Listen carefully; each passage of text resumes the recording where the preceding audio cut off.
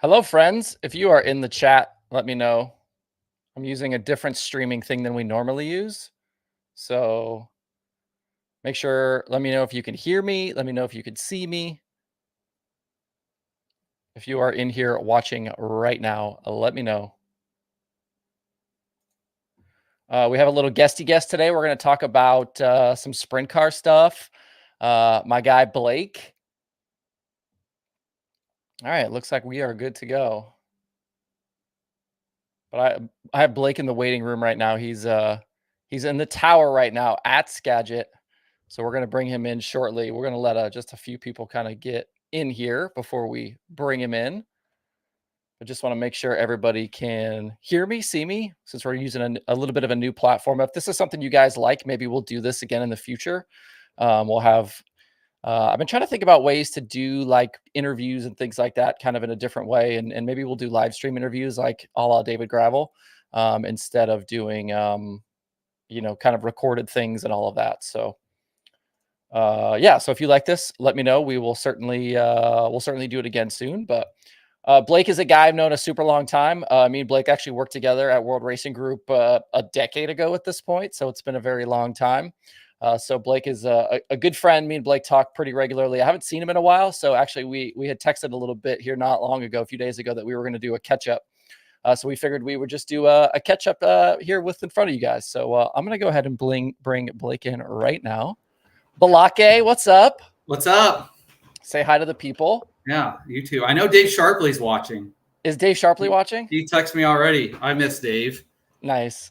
I get the periodic DM from Dave about some stuff going on here and there. So few people care about the safety of drivers more than Dave and Tina.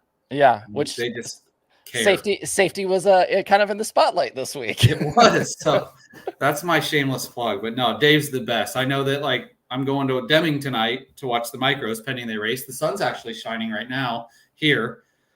For now, it just finished raining like 10 minutes ago, and it's going to rain more. But nonetheless, I know that Levi Hillier, who I'm going to watch tonight, he just was out in Indy getting fitted for a seat insert from Dave. Nice. So obviously you spent a long time as an announcer for the Allstars. Tell everybody what it is that you're actually doing right now. I don't even really have a job title, I don't think. That's the question everyone asks me. And I asked John, my boss, the other day, what do I say? I don't know. I'm in, I guess, management team promotions here at Skagit Speedway as we're ramping up for our 70th season, which is exciting. And I think I've really, me, I'm a lot like you, and kind of a numbers nerd. I like watching the numbers very closely. So I've been really diving in on our ticket sales and monitoring that, and working hard with Lisa Dines on our social media stuff. She does a lot of our social media and the marketing, and she's phenomenal at that, really gaining exposure here at Skagit. So I've really enjoyed that. And that's kind of my focus is looking over Skagit and working with John and Peter Murphy, our promoter, John Hager's our general manager, and how we can continue to elevate Skagit to the next level. I think we're making progress. As I've looked at our car counts the last 3 years, and they're on the climb. And I think we're going to see on the climb again this year, which is fun.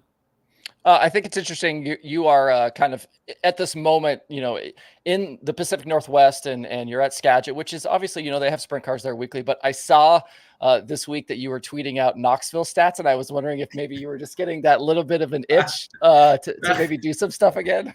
Me, I've really enjoyed Knoxville's a passion. That's home for me, and I love digging into their numbers, which is fun. But I don't know. I've had some opportunities to do a little bit of announcing, and I haven't jumped at them per se. I've been more making sure that I've got my full focus on Skagit Speedway right now, which is obviously my bread and butter. I think that I haven't even really talked to John, and I actually talked about it last night. Like if Caleb Hart, who's our weekly announcer, who's phenomenal, if he has to miss a night, maybe he would jump in and fill in there instead of us going and hiring somebody to bring in. So maybe I would announce a night at Skagit. Caleb asked about me announcing at Dirt Cup with him, and I don't know. I mean, I'm going to be pretty tied up with our Skagit stuff, so you never know. I think maybe the foundation race with High Limit.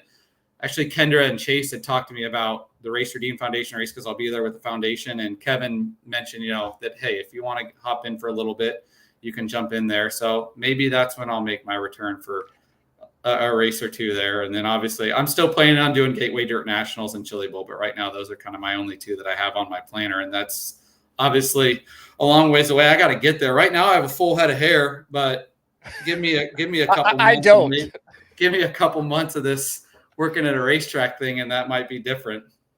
What do you think so far, Pacific Northwest? Have you had a chance to get out and explore a little bit yet? It's beautiful. It's incredible. Look, I've told my parents, like, a clear day here is undefeated when I'm driving down I-5 from the racetrack. It's about a 50-minute drive for me to the racetrack. I live on the north side of Seattle. I'm like 20 minutes north of downtown, and it's about 50 miles from where I live in Linwood to get here to the racetrack. So when I'm driving back home at night, if it's clear, sunny day, you can see Mount Rainier from 120 miles away, and it's stunning. And or driving to the racetrack, Mount Baker, that sits actually up by Deming Speedway, where I'll go tonight to watch the micros, and you can see that. It's incredible. I went down. My buddy Brent Anderson lives out here, Fire Down Graphics. He works at Joe's Racing. Interesting side note about Brett Anderson: the Dirt Tracker logo that's on the screen right now was designed by Brent Anderson. I'm not surprised. Brent's done a lot of work for us here, but Brent's a really good buddy of mine, and he's really taken me out and shown me a lot of Seattle. And we have a lot of places we want to get. I'd say in February, there was a really, really nice Saturday. It was like 70 degrees. So we went downtown, and I went back up the Space Needle. It's been a couple years since then, and down to Pike Place Market and walked around, and we had a couple beers at some places. So I'm looking forward to exploring the city more this summer and getting out to like the San Juan Islands. That's where Steve Beitler, that used to own the racetrack, he has his boat out there, and he's been on me to come out there. I don't know if my liver's ready for a weekend with Beitler, but I'm not young anymore. I'm not in college. In college, I maybe could have done it, but no, Steve wants to show me that, and I'm excited to get out there. But it is beautiful. I feel like we've seen, a lot of progress at Skagit here since Kevin Radine and Peter Murphy and kind of this change in ownership group from Beitler. What are the projects you guys kind of have going on? Like, what are the things you're kind of excited for this year? It's all pending on the county and what they approve. We've got a lot of permits in to get a lot going. I mean, I say we, it's easier to do that. Since we've gotten the racetrack, we've got a big screen. You've seen a lot of updates, new boards in the grandstands painted. So when race fans come here next week for our season opener, which you're a Star Wars guy, aren't you, Fiedler? Oh, yeah. So here's something cool. It's May 4th next week. So May the 4th be with you. May the 4th, yeah. We have 9 Star Wars characters coming from an Actors Guild down in Seattle in full character. So we'll have Star Wars characters here all night, which is going to be cool.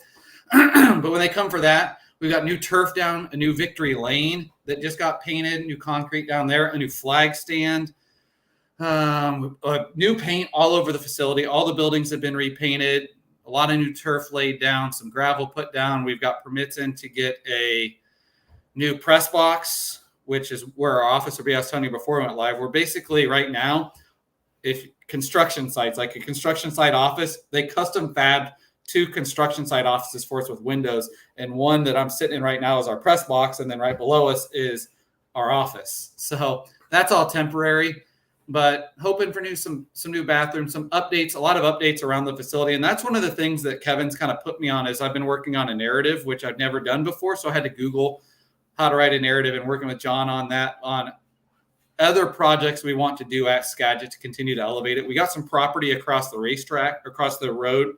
So it's very similar to Eldora, where if you've been to Eldora, Highway 118 splits the racetrack and then some of the campground across the street. That's kind of similar to what we have. We got some more property across the street, so we're hoping to do some stuff over there, and we'll at least have additional parking. And we've got a lot of stuff on our to-do list that is all pending getting permits from the county. Well, and you guys have some big time sprint car racing this year. Obviously, you'll have High Limit come through. You got Dirt Cup. What about those events are you excited about? Do you think, the area will support them? I mean, obviously Dirt Cup is an event that's been there for a long time, but High Limit now kind of taking the place of the Outlaw shows that have been there in the past. But what are you looking forward to about those events, and how do you think they're going to go? I'm just excited to learn the process of working these races behind the scenes on the business side of things. As I said, the tickets, I've been really diving into that on our ticketing, and our Dirt Cup tickets are trending pretty good, about normal. And Dirt Cup is our bread and butter. I tell people, if you know Skagit Speedway, you probably know us for Dirt Cup in June, which is our $62,000 to win race that last year Justin Sanders won, and $500 a lap. He led all 40, so got $82,000. So we'll have some lap money again this year. And that's sanctioned with NARC, and NARC does a fastest 5 days where they come up through Oregon into Washington, and then that leads right into Dirt Cup. And we've got some fan events planned around, so that's fun. And then the end of July, we have a $15,000 to win 360 race Bob's Burgers and Brews Summer Nationals that ASCS Frontier sanctions, that for a while was sanctioned by ASCS National when they would come up here. But now the Frontier region sanctions it, and that's a big event that gets a pretty good car count. And then obviously high limit, $100,000 to win for now, and that's exciting that we've got $200,000 to win races on the West Coast with that, and the Gold Cup down at Chico that's literally the week before. So that's August 29, 30, and 31, and I'm excited for that just to see. I haven't been out here for that event, whether the Skagit Nationals, and we got some exciting sponsorship on that with Sage Fruits back, and then Elliott's Custom Trailers is our presenting sponsor. Cindy Elliott hopped on out of Indiana, so that's fun. And our ticket sales there, that's the one I've really been monitoring because that's the change. We had the Outlaws there for quite a while, and now High Limit comes in. So we've had to kind of educate some fans on what High Limit is, and they're still going to see the superstars of sprint car racing.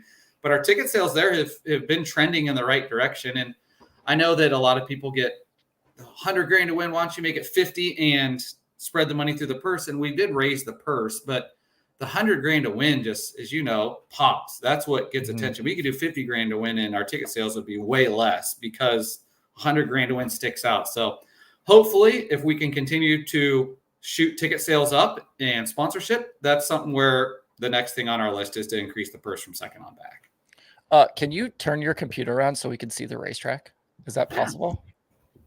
Oh, it's pretty the sun's out right now. There we go. You can see the big screen there. Yeah, live look at Skagit Speedway. Got the big screen on. What's on the big screen right now? Are you watching a movie or something?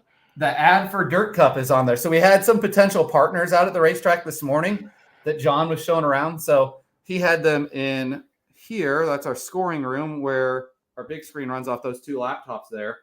That is so he had them in there. Sorry if I give you motion sickness there. But so he had the big screen going. So which has been the thorn in the side for Skagit Speedway. They got this big screen 2 years ago, and it hasn't really ran. And now we got a kid from about 10 miles south of here that's going to run it nightly. So we'll be able to do some more stuff with that. We've got some cool things planned there that you see at like baseball games that John's kind of a nerd for and really got working, which I think is going to be really cool and fun interactions for the crowd. And then we have a camera guy each week that'll be here. So we'll have some YouTube highlights each week if you're wanting to watch Skagit around the country. That's the first time we've ever had that. And who knows, maybe some streaming on down the line, but we got to walk before we run here. What's the YouTube channel? Do you have it set up yet? I think it's just Skagit Speedway. I think okay. Lisa had it set up. I believe. I don't know if I disappeared there, J Feeds, because I'm on a different tab. I believe I haven't got the credentials to that yet. So okay, I just like if people are watching, they want to tune in. Let's give them the. Yeah, I can't even find it right now. I believe it's just Skagit Speedway though. I'm almost positive it is. Okay, let me. There it is. Yep, Skagit Speedway. We've got 164 subscribers right now. Oh, that's nothing. Business is booming. There's 123 people in here watching right now. All of those people can go subscribe to the Skagit Speedway YouTube channel. We'll have YouTube highlights each week, which is something Brent Anderson, who I mentioned earlier, had talked to me about. Like Caleb, he works with Caleb Hart, our announcer, and Caleb would come back to work on Monday and say, "Oh, you wouldn't believe the racing. It was awesome at Skagit." And I said, "Well, where can I see highlights?" Well, they're not there. Now, problem solved. We got Randy Frank shooting them. And Randy's a veteran. He's been shooting sprint cars for 30 years, so he knows the ins and outs. Hell yeah. I want to ask a question here from the chat. Have you run into Bigfoot yet? I have not. He's probably out there, though. As I showed the racetrack, you can see we've got woods all around us, especially behind it. So he probably is out there somewhere. It's funny because anywhere you go, like the cliche postcards will have him on there, Sasquatch, Bigfoot. My dad worked at Jack Link's for 7 years, and they obviously have Sasquatch. So when I moved out here, Dad was right at home seeing that guy advertised all over because he saw him in the office every Monday. Yeah. What do you think about, obviously, World of Outlaws canceled for tonight at Knoxville? I saw you tweet about everybody should have known that this was going to be canceled because of an event there. Drake Relays weekend. Drake Relays is the second biggest relays in the country behind the Penn Relays. And you go back home, you ask people, what do you know about Drake Relays? What stands out about Drake Relays? And I guarantee 9 out of 10 people will say crappy weather. It's uncanny. It rains every year during the relays. They'll have people coming, some of the biggest runners in the world coming in and run Olympians, gold medals. and it's just the worst weather ever every year. I feel so bad because the relays, when it's great weather, it's an incredible event to be at, but it's just awful weather every single year. What do you think so far now that you're kind of out of it? You're not the all-star announcer anymore, and obviously there was an attempt to get you to be the high limit announcer. But what do you think about right now, the kind of current state of things now that we're a couple of months into this sprint car season? It's honestly gone better than what I thought it would. I was a little bit nervous. I mean, I think one of the things that I was most nervous about is, do we have enough teams to travel to support 2 national touring series? And obviously, I mean, that was a concern I had as well. High Limit's got what, 15, 16 teams, something like that. The Outlaws are at 12 right now, which everyone says 12. I can tell you from working a series, 10 to 12 is the honey hole. That's where you want to be. It's the perfect amount of teams for you to be able to support them with tow money and local teams, because you rely heavily on local fans showing up and teams showing up. So 10 to 12 is about perfect. And I'd be interested to ask Brad, like, did you even expect to get 16 to 17 teams declaring to run the series, which is pretty impressive. I think that speaks a lot to the volume, or to what they've put together over there. I mean, geez, they're racing for 20 grand quite often, which is impressive. And I think their car counts have been pretty strong. And I think, everyone gave them a hard time about some of their crowds in Oklahoma. Well, those were tough polls out there. And I know, the Outlaws were there a couple weeks before then too. So the Outlaws were in that area pretty predominantly a couple weeks before too. So those fans were being pulled on quite a bit that time of year. So then they come back at Memphis last week and have a packed house, which is great to see. So I'm very encouraged. I think it's going better than full disclosure, would have even expected it to go for everybody involved, the Outlaws and High Limit.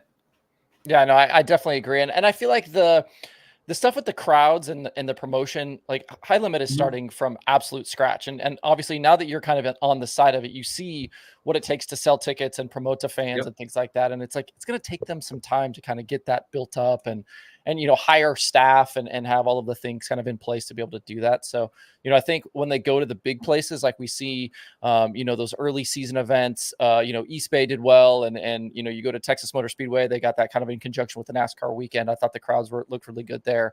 They're going to have some misses, just like, sometimes the Outlaws have misses too. Like it's just going to be kind of part of the deal. But what do you think so far about the racing that you've seen and just kind of overall between the two series, what we've seen so far?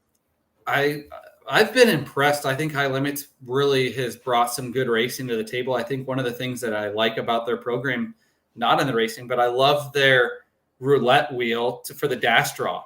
Like, it's more than just what they draw, 7 done. I thought the creativity there was really, really cool. And I almost enjoy the dash draw a little bit more, to watch the guy spin the wheel and see where it lands. And it's created some fun racing. And then their Durst dice roll is fun to get the fans involved. I think both series have done a nice job getting fans involved, whether it be the Durst dice roll or bringing a fan down to potentially win some money, or the Outlaws have their fan of the night, which I think is pretty cool. Shoot, I was watching Hubstadt or Paducah, one of the two, was last weekend, and the fan had driven all the way from central New York for that race weekend. So I thought that was pretty neat. They do a nice job of pulling some fans out. The Outlaws do, that have driven a long ways away. And we've worked in conjunction, obviously, with the Outlaws for a long time here, and now with High Limit. And I've been on several calls with Kendra Jacobs for High Limit on working on some promotion stuff here, and they've been great to deal with. And I have a great relationship with Kendra, obviously, from her days at Knoxville and before then, and obviously her dad, Kenny, being an all-star legend that we would see throughout the season with the All-Stars. So they're all familiar faces to me. And obviously, as you mentioned at the top of the show, you and I spent a year working together at World Racing Group, where my office was, I turned around to the door and there was Justin Fiedler's office, and I would peek my head in there and spend time in your office. But those were good times. But I'm excited. I think both series have a great thing going right now, and I think it proves that maybe we were wrong and it is sustainable. I want to ask you about one guy specifically, and a guy that you've gotten to see a lot the last couple of years, and that's Tyler Courtney.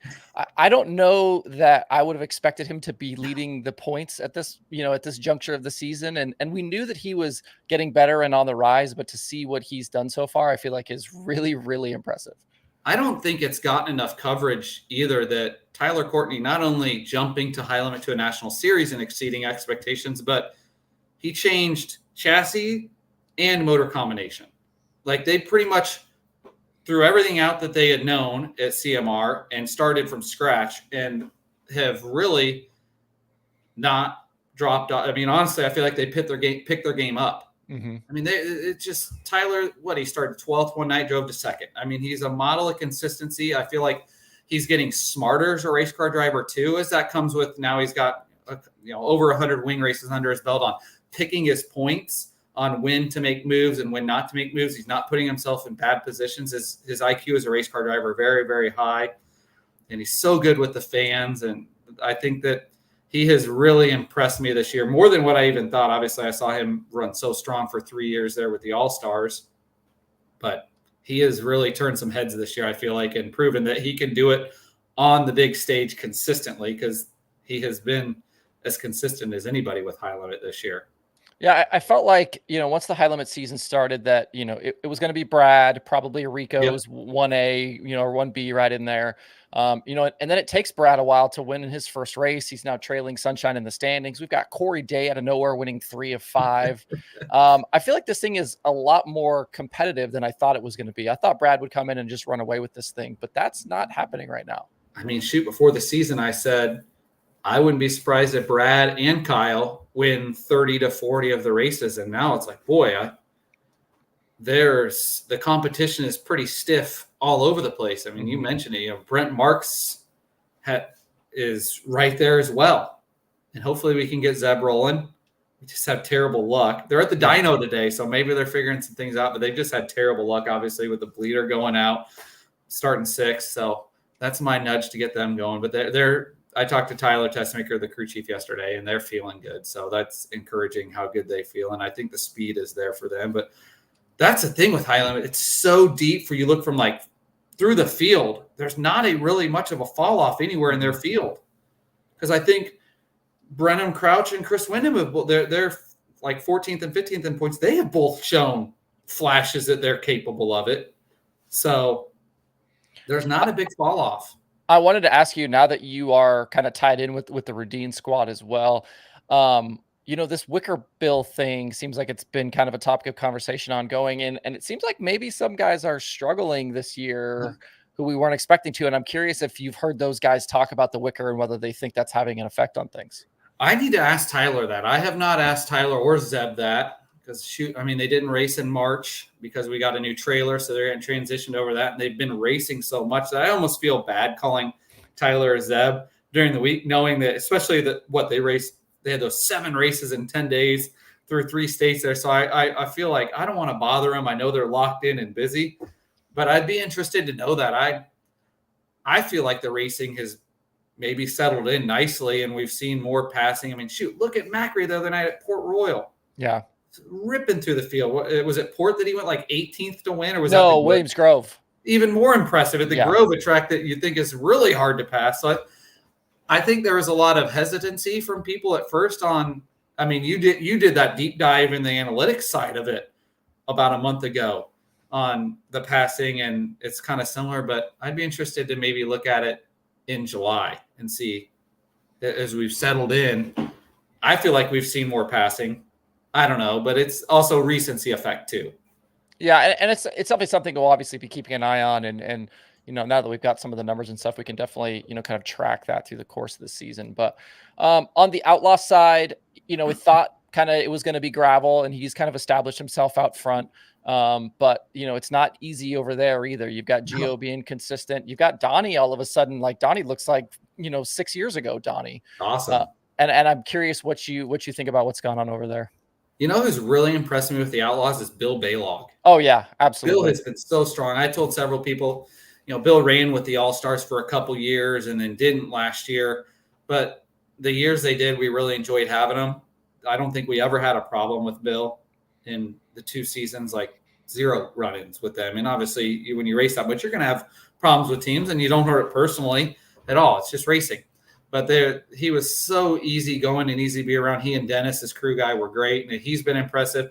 I think Gio Selzy, you mentioned, has been super impressive. Carson Macedo started a little slow and now is back to where we expected him to be. And I wondered, I haven't asked Carson, but they had big changes at JJR this offseason that you had documented, and then they went through Volusia and then made more changes. So I feel like they're kind of settling in here. Sheldon started really slow, and then now he's firing wins off and showing the speeds there. I think the Outlaw point, you look first to fifth is like 64 points, I think. Yeah, it's not much. It's right there. So that's a really good points battle. And then you had the gravel running. And one of the things that I think you have pointed out through the years is sprint car drivers, how good they are on social media. And I think it's really fun to see guys like David Gravel, his YouTube stuff through the year. And then he broke down the crash the other day with Buddy Kofoid. And Kofoid's obviously been ripping. Mm-hmm. But he broke it down and said, maybe it wasn't the right time for it. But I appreciate that transparency that we're getting from these guys. And now Giovanni Scelzi has this show on YouTube with my buddy Chris Williams back home, and CW is awesome. And I haven't watched yesterday's episode yet. I was going to watch it on my way home. I've watched a few clips from it. So I'll watch it maybe today. But CW is awesome. And Gio, I think the thing I appreciate about Giovanni is he's brash. He just says it. I like that. He's upfront about it. He's up front. He doesn't hold back. We need guys like that in our sport. And that's been a great show and learning about him. And then you've got Dom. Dom was on him with him 2 weeks ago on the show, and that was a blast. And we'll have Dom up here at Skagit a couple of times, which will be fun. And he's been fun to watch. But the Outlaws, they've got that 1 to 7 in there is right there on top of each other. And then you have Brock Searfoss right there just behind them. They've got a pretty strong field too. I've said a couple times. I'm very encouraged with the track that our sport's on right now with 410 sprint cars. Kind of looking at that Kofoid gravel thing, and they had the run in the week before at Peevely. Then we have this situation, and I think if they don't have that run in the week before at Peevely, like gravel probably doesn't have the reaction that he did. But I'm wondering, just kind of in a more general sense, as somebody like yourself who's been out on the road for so many years with these guys, is that something that's going to fester? Like, are these guys going to kind of be at each other all season? Do you think they get to a point where they just let it go? Like, how does that go out on the road for those guys? I know David pretty well. I mean, David's a friend. I think that they'll let bygones be bygones and move along. I think you almost kind of have to at some point. You let it fester, and then it becomes too much of a focal point, and you lose, especially a guy like David, you lose focus on you're leading the championship. Picture. In the championship, I mean, obviously Buddy's chasing the title too, but with David leading it, I think more you lose focus on that, and Buddy becomes more of a focus than the championship, and vice versa. So I think you almost have to let it. Okay, it's gone. Move along. But you never know. I like it because we need rivalries in this sport. We need guys going at each other. That moves the needle, and that makes you want to tune in this weekend at Knoxville Raceway on Saturday night to see, man, did Buddy and David end up in a heat side by side, or the feature side by side, and what goes on. And as they move down the road, obviously the next couple of weeks they're at big tracks where if something happens, it's maybe not that you got to pick your point because you're at Eldora and at Jacksonville, I guess, first, but you got Eldora next weekend looming too. But Buddy's he's on the hammer. I mean, people say he races, he's a midget guy. He races he just races hard. Yeah, but I mean, let's not forget that Buddy came up in a sprint car. He was a midget guy for a couple of years, but before that, he was a sprint car guy. He was winning sprint car races before he ever hopped in a midget. And he only ran the midget 30 to 35 times a year. He ran the 410 just as much. But I feel like, too, we're kind of at this point where I feel like just generally the sport has gotten more and more aggressive, right? And you've got kind of some young blood coming in. You've got maybe kind of a turnover of generations here. And I have thought about this before, and I don't know if this is something I've talked to you about, but I feel like I almost wonder if there's a little bit of a Kyle Larson effect, right? Like Kyle is an aggressive driver, right? And it's guys seeing him have success kind of racing a certain way. And not that we're seeing, Larson make some of those kind of really insane moves, but there's definitely, it seems like things are ratcheting up a little bit. And I'm wondering if you see that too, if you feel that too, when you watch racing. I feel like the youth movement as a whole has kind of pushed things that direction. Obviously, Kyle leading that youth movement.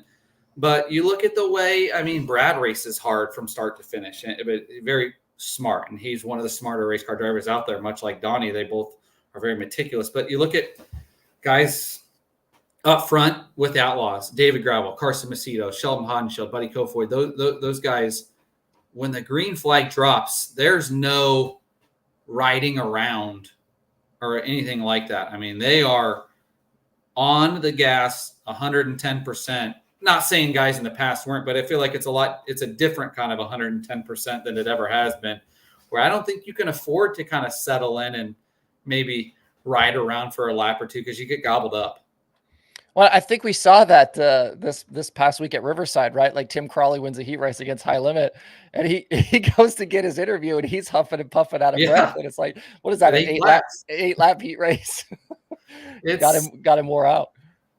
It's crazy. I think the style of racing as a whole has changed, and you look at the previous generation though, and I feel like, for years they always said, you sell t-shirts on the high side and win races on the bottom. And you look how many races like a Kinzer and Sammy and Wolfgang and Lasowski, those guys lived on the bottom and they just hammered you on the bottom. They were so perfect on the bottom, never made an error. Now I feel like you can get away with just beating the hell out of the top side and win races doing that, more so than you've ever been able to. It's certainly more exciting. It's more exciting, but in a different way, because I respect the hell out of watching those guys just run a perfect race. I mean, you watch Dana Lasowski through the years at Knoxville Raceway run the bottom, and it's perfection, absolute perfection. And I think like one of the things, and I've talked about this on my show before, but like Sheldon is, the most exciting guy in sprint car racing, right? And it's like, because you just don't know lap to lap what's going to happen. And he's a guy that could literally win any night of the week. But, because of the possibility of disaster, I feel like sometimes you just can't take your eyes off that kid. I've told a couple people that, obviously, there are races where he spins out or something happens, blows the right rear, sliding across the racetrack, and he loses races probably that you think, man, he should have won that. But then there's 4 races that he wins that he has no business winning, that he wins because he's willing to push the envelope just a little bit further than anyone else and live on the edge. And it is, no matter where he's running, if you're at the racetrack, you're probably at least keeping an eye on him because it's captivating. I want to ask about some of the young guys right now, and obviously you're around one some with Zeb, and we've watched Corey Day kind of blossom overnight. To go from winning the NARC championship, right? Like the NARC championship, that's a tough deal. Like to be as young as he is, and to go up against the Selzies and the Kadings and all of the veteran guys that run that NARC deal. I figured that he was going to be good and he would win races, but to see him do what he's doing right now, I feel like we're almost like at a little bit of a point where we're kind of at a golden era right now of young guys that are coming in, and they're ready to go right now. They are. You look at Corey Day, hasn't even graduated high school yet. He's still in high school. He's got to graduate next month. I think that speaks a lot to the level of competition in California. And you look at, I feel like, man, if they're on a quarter mile, and this isn't downgrading what he does on bigger tracks, but if they're on a quarter mile, I feel like at this point right now with High Limit, he's the guy to beat on a bull ring. He is the guy, the marked man, and he's shown that he should be, but he's got an experienced crew. Obviously, Noisy has been around a long time and has won a lot of races as he's worked his way up the crew chief ladder. And then you've got his dad. He's got Ronnie to lean on. A great family. I spent a lot of time last year here at Dirt Cup when I was out announcing Dirt Cup, just sitting Wednesday night before Dirt Cup had started. We started Thursday. I sat in the grandstands right in front of him with Ronnie Day for probably an hour and a half, just talking about life and their plan with Corey and how they value the education is high value and want him to live a normal life. And I just think this year the deal was too good to pass up to go travel. And I feel like he's certainly proved that he is absolutely one to keep an eye on. And he's a lot like Sheldon on the fact that, boy, it's hard to take your eyes off him at certain points. If there's a high side with the curb, he's going to find it and he's going to beat the ever-living crap out of it and make it work. Yeah, no, I definitely agree. And I was thinking about that the other day. I would love to do like some sort of survey of, the drivers, the crew guys, whatever, about, who are underrated drivers, who are underrated crew chiefs. And I feel like Shane Bowers might be on that list of people that we don't talk about. And he's a guy that's been around forever. Kind of reminds me of Tyler Swank a little bit, just a guy that's been around, the sport for years and years and years, and has worked for incredible people. And, but to see what he's doing, with a driver like Corey, and it's like, that's such an advantage, right? To have, not only a guy like Jason Myers in your corner, who's a 2-time World of Outlaws champion, but then to be able to have a crew chief like that you can lean on night to night, that's just got incredible experience. Are there guys like that come to mind that you think are maybe underrated that don't get talked about enough, especially when it comes to the crew chief position? I feel like you look at like a guy like Jake Argo with Tyler Courtney. I mean, Jake spent some time in the wing game, but then was a shot guy and spent some time in the non-wing world a little bit. And then he pairs up with Sunshine and they go all-star racing, and shoot, year one, they win the all-star championship and the King's Royal year one together. I mean, I feel like Jake maybe, even with his accomplishments, still flies under the radar a little bit. I feel like our crew chief at Rudine with Tyler Tessemaker, I mean, they had last year beat the Outlaws on a half mile, won all-star race on the half mile. And Zeb will tell you half miles were his biggest weak point, big weak point. And then he goes and wins his first outlaw race on a half mile with the new motor, and they've adjusted to things with the Ford motor. I think Tyler flies under the radar a little bit as well as being pretty solid. And there are some good young crew chiefs out there that give me a little bit of faith in the future of the sport. Cause I feel like one of the things that makes me nervous looking long-term, if you look 20 years down the road, are we going to have enough crew guys to keep this to be sustainable? Because I look at like this offseason, there was a lot of crew guy turnover, and you have big teams like Jason Johnson Racing. They had to hire a couple guys that had very minimal experience working on a sprint car because that's what they could get. Mm-hmm. So maybe that's kind of the thing. I feel like if you're a young kid wanting to work on race cars, there's a pretty good opportunity. Go get your feet wet at a local level, maybe while you're in high school or college at that age. Get your feet wet, and there's going to be opportunities to go traveling with the Outlaws and high limit, and you can do pretty well. I have a couple questions I want to get to here in the chat. Owen wants to know, will Space Jam be played over the speakers at Skagit? That's a Caleb question. I would imagine Caleb will play it at some point. If I do, Owen, I'll make it happen. If I get up here one night and I'll make it happen. That's for sure. One more. Interested to hear Blake's take on Cole Macedo's performance so far. Cole's been impressive. You look at what he's been able to do in the Charlton car on the West Coast with NARC. I think is 3 races he's won, 2 or 3 off the top of my head there. 2. And then he gets in Kevin Newton's car and has been in the mix. I mean, he was in the mix at Riverside. Very impressive. And Kevin Newton's team, that's a younger, newer team that's really kind of trying to find their footing in the sport. So Cole has been very impressive. And he impressed the heck out of me in Ohio. I mean, he dominated the Northwest Ohio scene, and that's just so much different than California. But, man, the Linders, Mikey Linder, the Linders, they're great people, but they kind of had that pipeline. Exactly. You look at Buddy, Carson, Cole. Bring these kids in here from California, put them on a slick track, and they'll win. Yeah, no, I definitely agree. Speaking of Caleb, I don't know if you saw the slider piece that I had yesterday from Pat Sullivan about announcing. I'm curious if you read it, if you have thoughts on that, and obviously as somebody who spent as much time on the mic as you did. I have it saved on my laptop. I read a portion of it, and then I got tied up on actually a ticketing thing here. I had to run the ticketing office and haven't gotten back to it yet. But Pat is, I think through the years, I announced for USAC in 2011 and hit it off with Pat right away. And Pat has become a guy I've leaned on a lot. And then when I lived in Indy for 9 years, I did a lot with Pat. Last year I went to I told him last year, I said, I don't know if I'm going to be moving. I think I might, but I got to get to a Notre Dame game. So I went to a Notre Dame game with he and his wife. They became really close. And Pat is he's got a way with words that most don't. 99% of us don't. I certainly don't. But I think he proved some good points in there especially on everything that goes on with announcing. Like, it's more than just sitting here and holding a mic. Like, especially me I look at the things I did on race night was so much beyond just announcing. I mean, I was running our My Race Pass as we were doing the races, and you're in a loud environment with a lot of people talking. There's a lot going on. And someone said, I've had people say, well, it's got to be, you get paid to watch the races. I've told many people I never watched the races. There are a lot of nights I'd announce a race and then have to go back and think, like, what the heck happened? Because you just get so locked in. I mean, I explained it to a friend at one point. It's like an athlete when they get locked in, maybe shooting free throws, where you are just dialed in. That's how I would get with announcing. Like, the outside world, everything kind of became quiet, and you kind of found I don't focus very well, but that was the one point where I could get dialed in and focus. What do you think? I mean, I feel like Caleb is a guy who is maybe even a little underrated. Like he's obviously somebody we hear at the Chili Bowl every year, Yep. when you tune into Flow Racing, but then the rest of the year, like unless you're at Skagit or maybe tuned into the Dirt Cup, you're not going to hear him.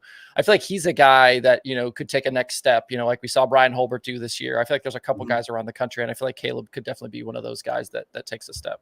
I feel like at Skagit, we're lucky because I do feel like we have one of the better weekly announcers in the country and one of the more talented announcers in the country that I can bounce ideas off. And obviously I kind of change how things are going here. And I've got some list of things. Caleb's been very open to my ideas here on how we go about things. And he's been super easy to work with. Obviously I have a good relationship with Caleb from coming out here and working Dirt Cup the past couple of years, but we're lucky to have him. He is great. He does a great job keeping the fans entertained, which is a big part of the job. And hopefully we can limit some of the points where he has to truly entertain the crowd and keep them entertained. So we've got tractors on the track and things like that. We're going to, try to run. That's one of our goals this year, is to run in a more efficient program. That in turn makes his life a little bit easier, but we are lucky to have Caleb. I think he is extremely talented. He knows what he's talking about. He knows the people. He's been here a long time, which sometimes it's hard to put a value on it, having an announcer that's been here for 20 years because they know the players.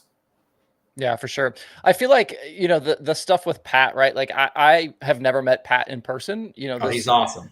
He reached out to me via email because I was like, hey, I'm looking for submissions for the slider. And he was like, hey, if you ever need anything, I'm like, yeah, just write what you want and we'll just put it out there. And it's funny.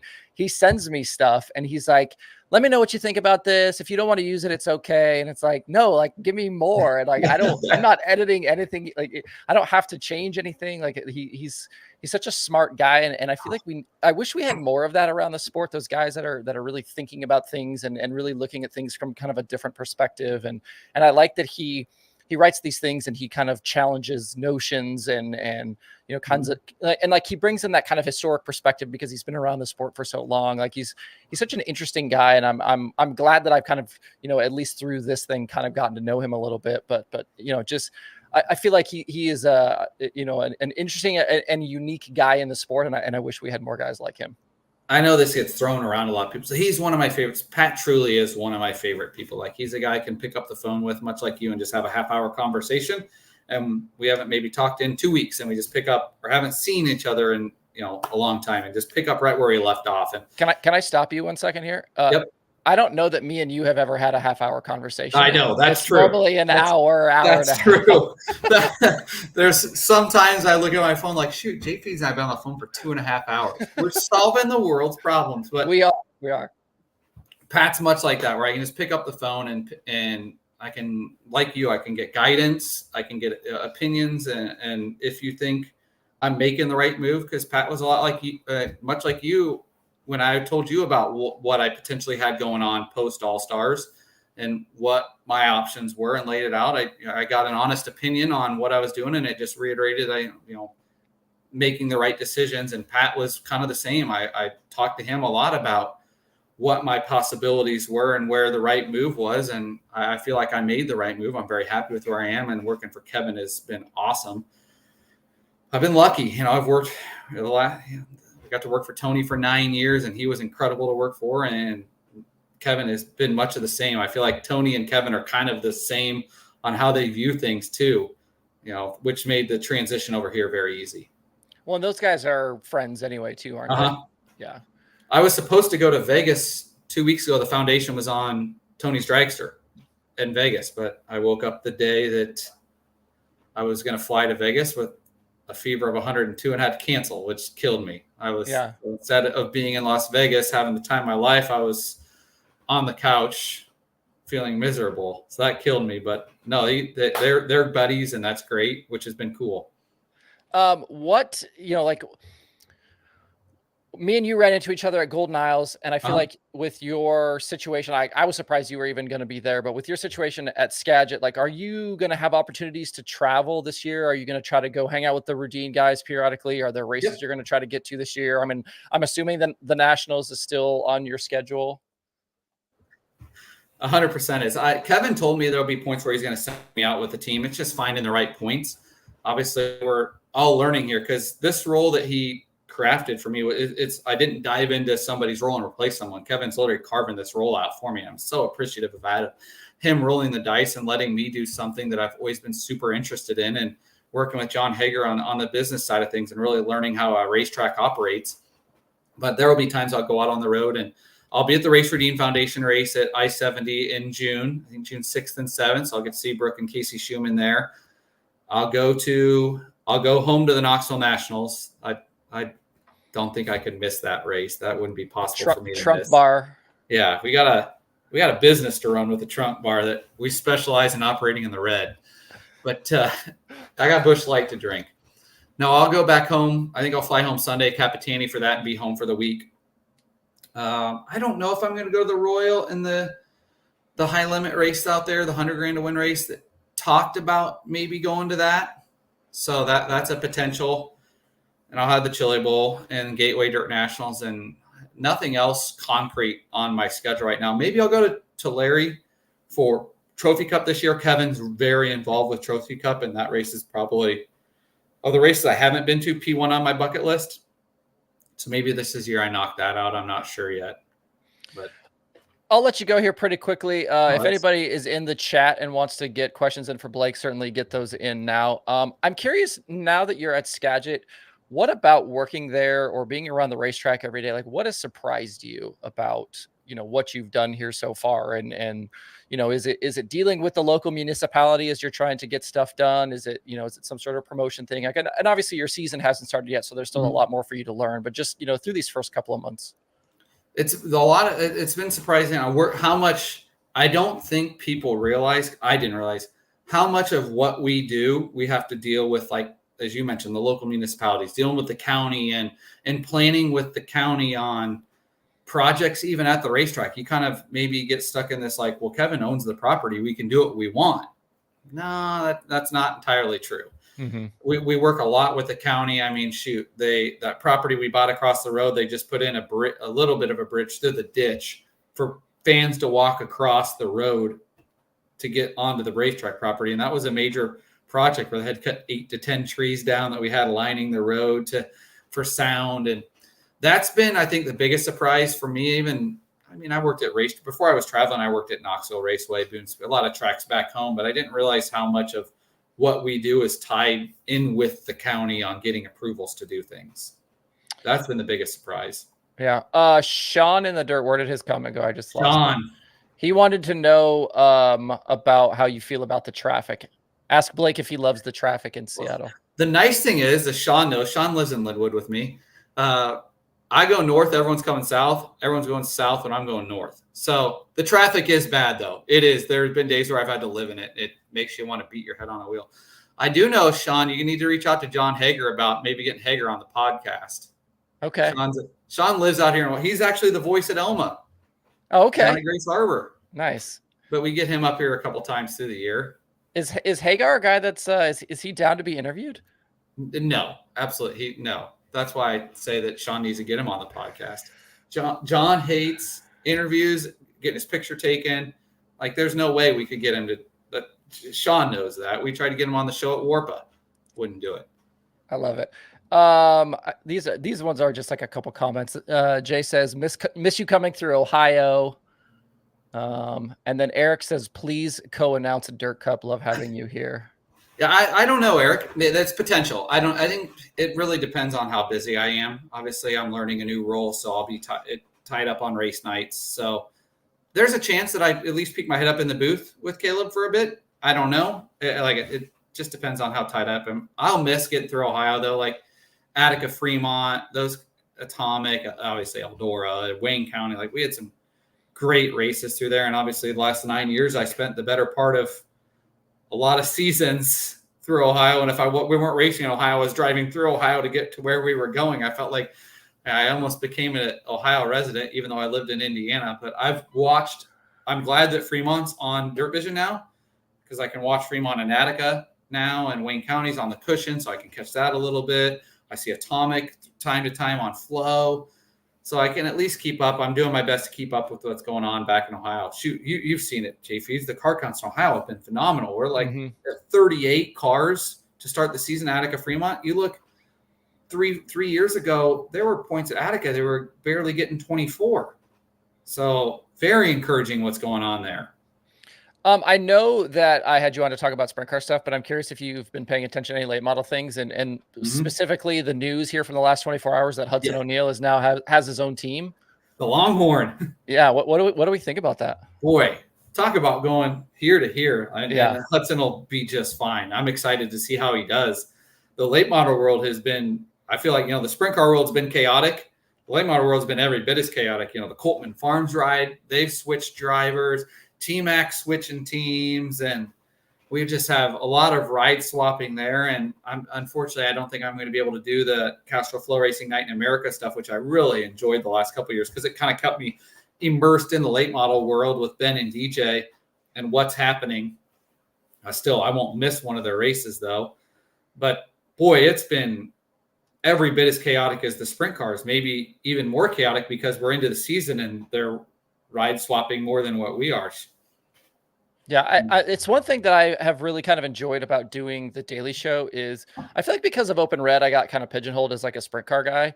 And so everybody thinks that I'm like against late models or something, but the late model world has really kind of embraced like what it is that I do. And the people that I get to talk to now and that I hear from and getting text messages from Bobby Pierce and hearing from Kevin Rumley on things like it's really interesting and really cool that they kind of enjoy what it is that I do. And I know that you kind of are in the same boat where you're kind of labeled as an open wheel or a sprint car guy, but then, you did the Flow Series last year. You're going to do the Gateway Dirt Nationals and do that. And actually, I have a question in here from Chris. He wants to know if you got enough parts from Gateway to make a race car yet. Gosh, I'm close, Chris. I just need a motor probably. I'm looking for that and I'll be good to go. You get everything else there. Yeah. I'm going to try to actually see if I can maybe make it to a Flow Series race this year now that we've got the old Kubota tie-in. I might try to make it out to a show or two because there's some fun things I think that could be going on there. The late model world's great. I mean, you're right. They kind of maybe pigeonholed me as a sprint car guy. I grew up watching modifieds and late models every Friday and Saturday night and going to Knoxville once or twice a year. Boone Speedway, baby. Boone Speedway, Marshtown Speedway. Those were home for me, but I love late models and they welcomed me with open arms back into the late model world the last couple seasons. And I think a large part of that is due to Michael Rigsby and Ben Shelton and Dustin Jarrett, who really kind of helped me get back into it. But they were great. I mean, all those drivers were great with my dumb questions and Ben and DJ walking the pits with them. And, just working 12 late model races a year was a blast. I'll miss getting to spend some time on the road with those guys. We had a fun group with Castrol Flow Racing Night in America. Everyone was really fun. And we got to give everyone a hard time every day on race day, and then we'd leave, and 2 weeks later we'd see each other again. But I'll still follow along very close. I still watch Lucas stuff and the Outlaw stuff on Dirt Vision. I mean, now that I'm not traveling near as much, I can get home and watch Dirt Vision and Flow every Friday night. The only thing that kills me is this time zone. I still say this time zone is the worst time. I tell Hager every day, this time zone sucks. I felt it was the opposite when I lived up because obviously I'm from Oregon, so I grew up out there. But I loved when I was a kid and cup races would be on at 1 Eastern. They'd be on at 10 a.m. Pacific. You could watch the cup race and have the whole rest of the day do whatever the hell you wanted. I just hate when like the Outlaws are in high limit or the late models in Lucas. They'll be on the East Coast and it's like 4 o'clock and we're time trialing. I'm like, I'm still at the track. And we're doing time trials. I got an hour drive home and miss heat races. But it is different. Football season was odd here. And I can tell you, college football season is going to hit me quick. When Iowa has a 9 a.m. kickoff, it'll be way too early, 9 a.m. for me to have my blood pressure sky high and cussing at 9 a.m. What are you going to do when you can't go to a bunch of games this year? That's going to be my biggest adjustment. That's like the worst part of this. And Kevin and I talked about that because he said, you're not going to be able to get home as much. And I'll fly, I'll get to 3 games this year, which is the least amount of, outside of the year I lived in Charlotte, the least amount of games I've been to since 92, 93. We had season tickets growing up. So my parents started taking me, I was 5, I think, when I started getting to go to games with them. So that was 94, where my first memories of going to Iowa football games. So it's 30 years of, I'll go home to 2. I think I'll get home for Washington, ironically, on the 12th of October. Black Friday for Nebraska. And I'm going to try to go to LA to see Iowa play at UCLA in the Rose Bowl. And obviously, your girl Caitlin Clark has been at the center of attention here. Did you get a chance to see her at all? I saw Kate. I didn't get to see her this year, but I saw her play, I don't know, probably 15 times while she was at Iowa. So that was, before I was watching Caitlin Clark before it was cool. Yeah, you knew who she was before the rest. Everybody else figured it out. You know how I operate, though. I was going to Iowa women's basketball games when they would come out and be 200 people at the game. But no, she's been fun. And they were advertising Caitlin Clark in the NFL draft last night, which I thought was wild. Yeah. Never thought I would see that day come. Steven wants to know, and obviously this was a big topic of conversation, about high limit not racing much in Ohio. How do you feel about that?